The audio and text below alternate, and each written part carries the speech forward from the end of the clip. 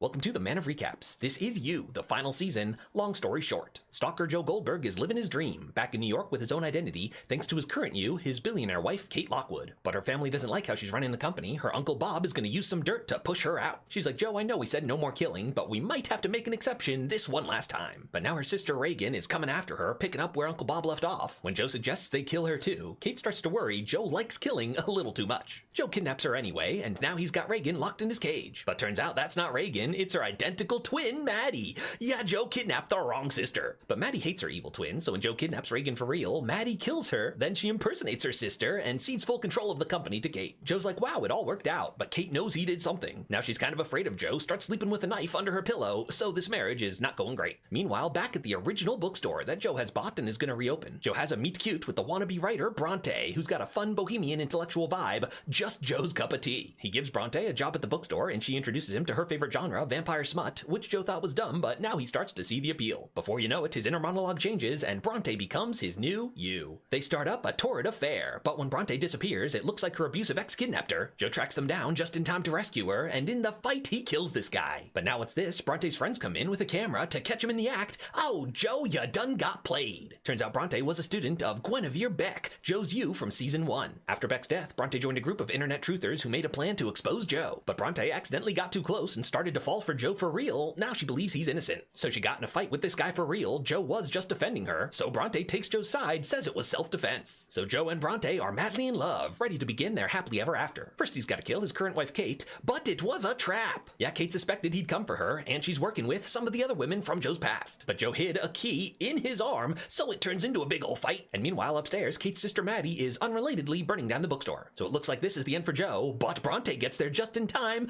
rescues him from the fire. They make a plan to run away together, but that night, Bronte pulls a gun. Yeah, Joe, the jig is up. Turns out earlier she had a chat with Mary Ann, who once she heard her story, it's obvious Joe's the bad guy. But she had to save Joe from the fire to make him confess to killing Beck. Of course, the obvious flaw in her plan is now she's in the middle of nowhere with a psycho killer. In the end, he gets Bronte into the lake, and oh, Joe drowns her. But Bronte survived. Yeah, she tricked him, stopped struggling early, and she called the cops, so Joe is finally caught. So all of Joe's crimes come out. Bronte finally gets justice for Beck, and Kate survived the fire too. So Joe Goldberg's in prison for life, where he'll never meet another you. Except, of course, for the fan mail he gets from crazies. This was the long story short. Find the full recap on YouTube, Man of Recaps.